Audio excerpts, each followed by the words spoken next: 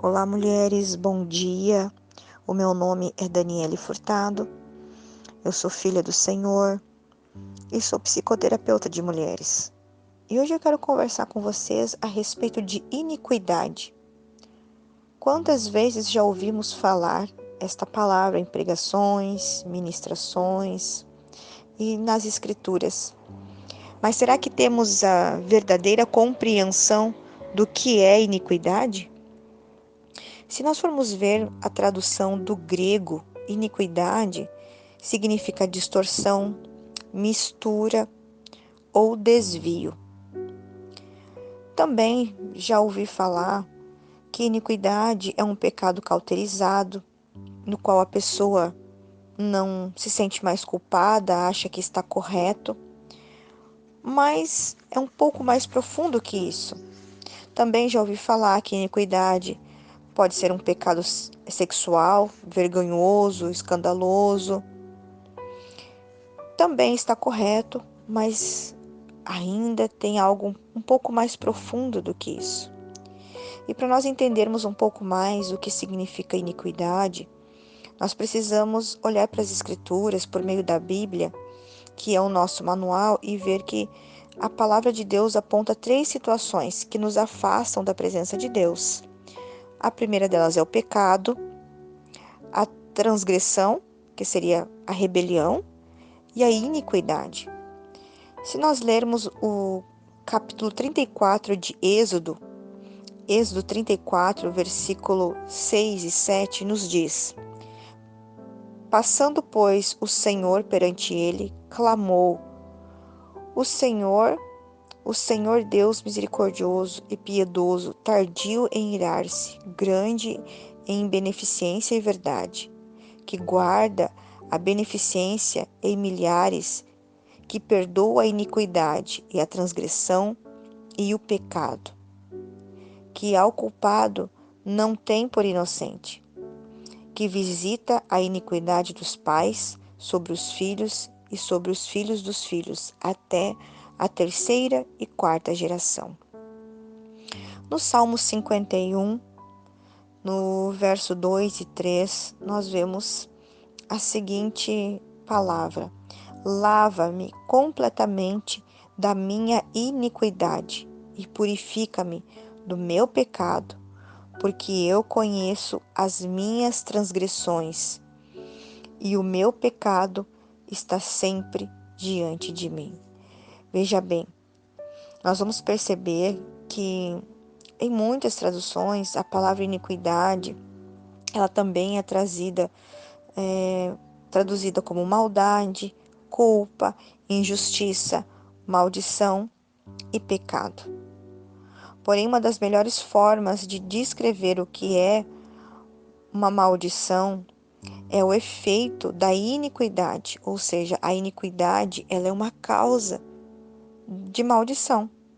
E Jesus, ele em alguns versículos bíblicos, ele mencionou 3 tipos. O primeiro deles, eu vou citar aqui para vocês, que está em Mateus, capítulo 18, versículo 15, nos diz: Ora, se teu irmão pecar contra ti, vai e repreende-o entre ti e ele só. Se te ouvir, ganhastes a teu irmão. Olha só, o pecado é a ação errada. E do original, do grego, significa errar o alvo, tropeçar.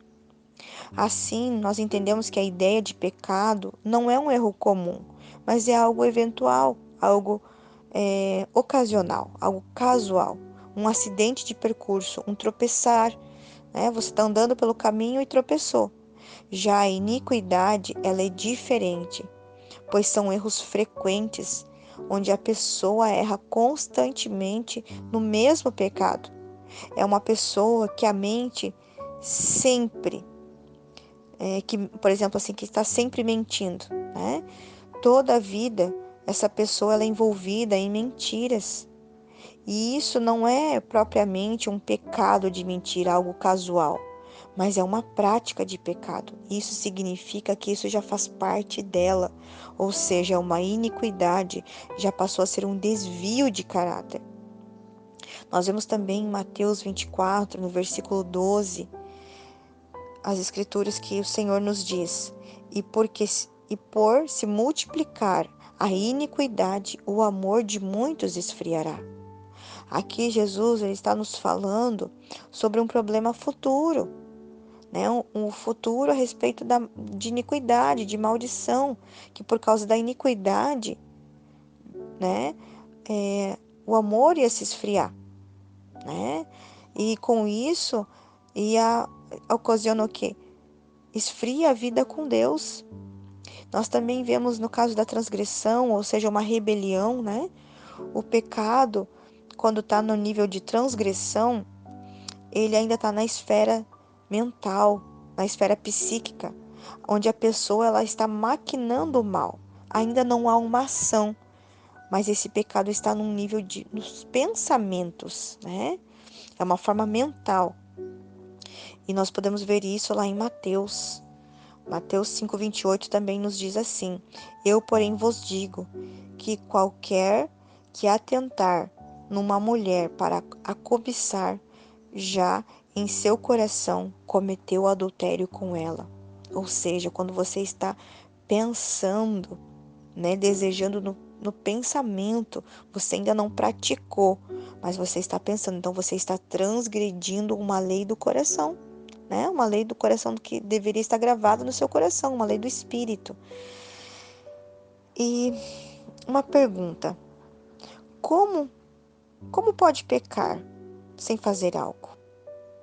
Como que nós pecamos sem fazer, sem ter um ato? Quando nós pecamos, nós transgredimos, quando nós pensamos. Isso é uma rebelião. Quando nós maquinamos o mal, nós pensamos em fazer o mal e nós começamos a nos rebelar. A rebelião começa na mente da pessoa. Então a pessoa começa a planejar, fazer o mal.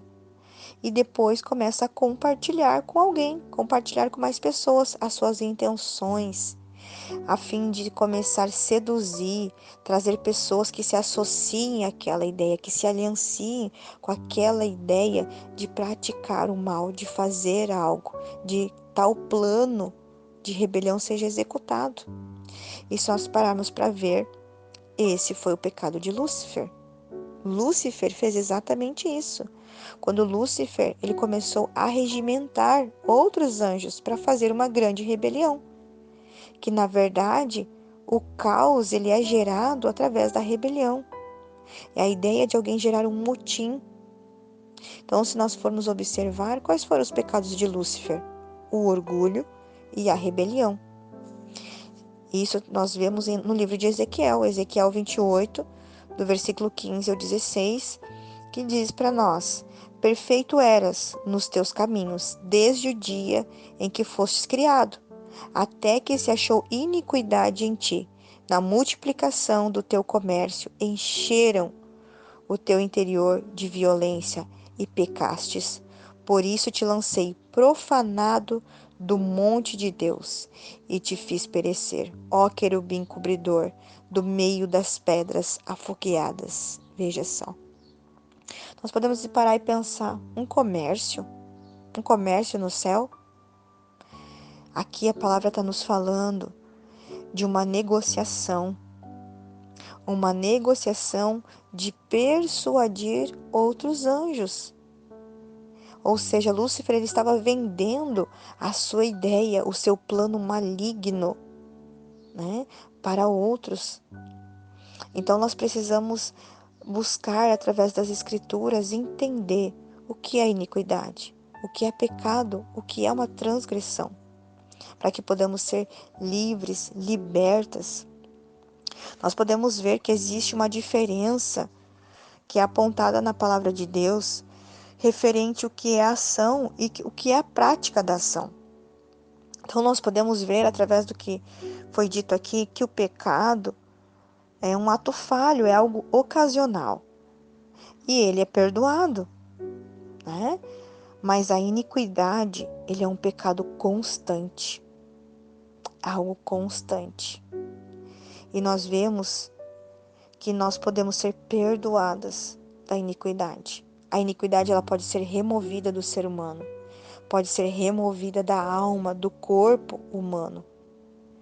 Pois através do sangue de Jesus, através de Cristo Jesus, através de um posicionamento perante céus e terra, perante anjos e demônios, perante o tribunal do Senhor, nós podemos nos posicionar, nos arrepender das nossas iniquidades, dos nossos pecados e das nossas transgressões. Veja só, no livro de Romanos, no capítulo 6, versículo 6, a palavra diz para nós o seguinte: sabendo isto, que o nosso homem velho foi com ele crucificado, para que o corpo do pecado seja desfeito, para que não servimos mais ao pecado.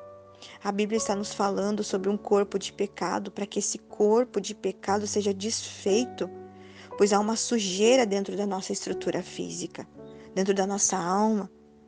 Em Isaías 57, versículo 20, nos diz: mas os ímpios são como um mar bravo, porque não se pode aquietar, e as suas águas lançam de si lama e lodo. Vejam só, os ímpios, aqueles que cometem inúmeras iniquidades, eles lançam de si lama e lodo, pois são partes do seu corpo. A sujeira faz parte do seu corpo, daquilo que já está dentro dele. Mas no Salmo 31, versículo 9 ao 10, nos diz: tem misericórdia de mim, ó Senhor, porque estou angustiado. Consumidos estão de tristeza os meus olhos, a minha alma, o meu ventre, porque a minha vida está gasta de tristeza, e os meus anos de suspiros, a minha força decai por causa da minha iniquidade, e os meus ossos se consomem. Veja só, aqui o salmista nos diz que a iniquidade, esse corpo de pecado, fazem com que os ossos doam, que os ossos, o corpo adoeça, que os ossos se consumam, se enfraqueçam, e esses são efeitos da iniquidade no corpo humano. Então, minha irmã, ainda há tempo de nos arrependermos, de nos posicionarmos para tudo aquilo que nos fere, que fere a nossa alma, que fere nosso corpo físico, que nos afasta do Senhor. E eu quero dizer para você que Jesus, Ele morreu na cruz para nos livrar da morte espiritual, para nos livrar desse corpo de pecado, de imundícia, de iniquidade, de transgressão. E veja bem, Jesus, ele permaneceu naquela cruz. Jesus, ele poderia ter se desviado da cruz, mas ele foi até o fim. Jesus, ele não desceu da cruz, porque se Jesus descesse da cruz, hoje nós estaríamos mortos espiritualmente. E Jesus sabia que a morte dele nos traria vida. E aí eu deixo aqui uma reflexão. De que valeu Jesus passar por tudo o que passou? Por toda a via dolorosa, ser crucificado, humilhado, rejeitado, traído, para nos dar vida? Se hoje nós, muitas vezes, queremos viver de forma independente. E eu quero dizer para vocês, minhas irmãs, não foram os pregos que prenderam Jesus na cruz, mas foi o amor por nós, o amor por nós, mulheres hoje do Senhor, que podemos nos achegar diante do Pai, orar e pedir perdão pelas nossas iniquidades. Foi o amor de Jesus por nós, que manteve ele preso na cruz, aleluia. Louvado seja o Senhor. Então, minha irmã, que você possa hoje, se você ouviu esse áudio, se você viu esse vídeo e você foi ministrado, se posicione diante do Senhor e peça perdão pelas suas iniquidades. Se examine você mesmo, se examine a sua conduta, examine as suas atitudes, o seu comportamento, para que você se posicione diante do Senhor, diante de anjos e demônios, e rejeite da sua vida toda iniquidade, toda lama, todo lodo. Que você renuncie da sua vida à transgressão, à rebelião. Que você peça fortalecimento através do Espírito Santo para que você não venha mais pecar mesmo de forma eventual.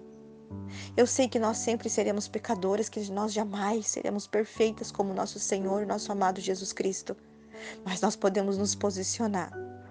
E através da fome, da vontade, da sede incessante de buscar o nosso Senhor, de sermos como Ele é, como Ele foi e como Ele será ainda na eternidade conosco, pois um dia estaremos com Ele.